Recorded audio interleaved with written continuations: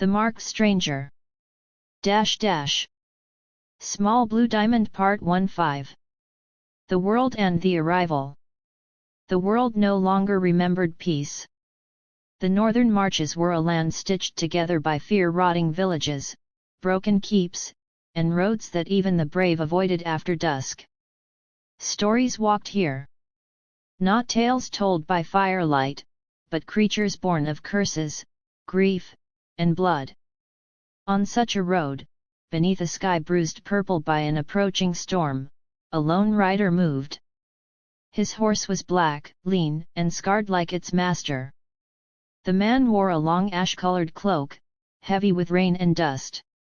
Two sword hilts rose over his back in an unmistakable cross.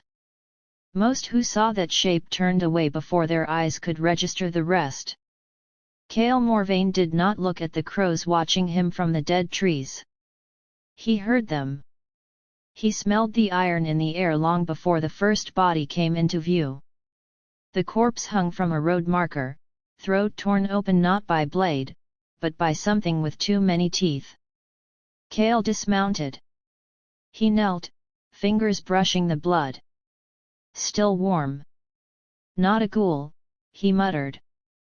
Thunder rolled. From the distance, a bell rang urgent, fearful. A village warning. Kael mounted again, riding toward the sound, toward whatever had made the night restless. He had been trained for this. Forged, some would say. Broken, others whispered. He preferred neither word. Small Blue Diamond Part 2. The village of Bren Hollow. Bren Hollow crouched behind a crude wooden palisade like a wounded animal. Torches burned despite the rain, their flames guttering violently. When Kael rode through the gate, conversation died. Children were pulled indoors. Doors slammed. A priest made a sign against evil. Only the reeve stood his ground, a heavy man with shaking hands. "You're one of them," the reeve said. "A warden," Kael replied. "Silence. We didn't send for you. You rang the death bell." The reeve swallowed. "Something took my daughter." Kael followed him into the longhouse where grief clung thicker than smoke. A blood-stained blanket lay on the table. Claw marks marred the stone floor. Kael closed his eyes. He focused. Sounds sharpened. The world slowed.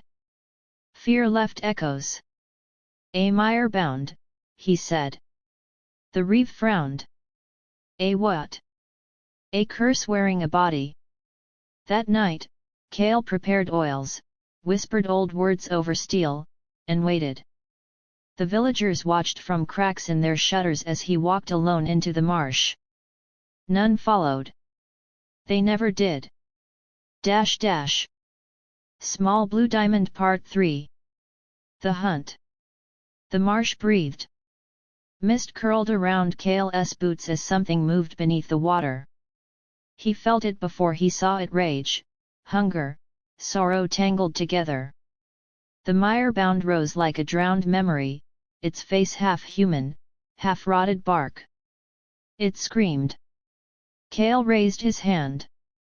Aegis. A shimmering force deflected claws that could tear stone. He rolled, drew silver, and struck. The fight was brutal. Close. Personal.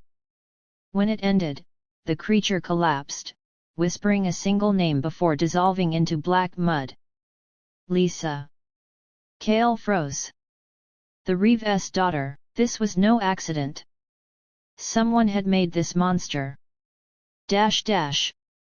Small Blue Diamond Part 4-5. The past stirs. That night, Kael dreamed. A tower of white stone. Children screaming. Needles. Fire. A symbol burned into flesh. He woke gasping, his scar burning beneath his collarbone, a mark he had since before memory.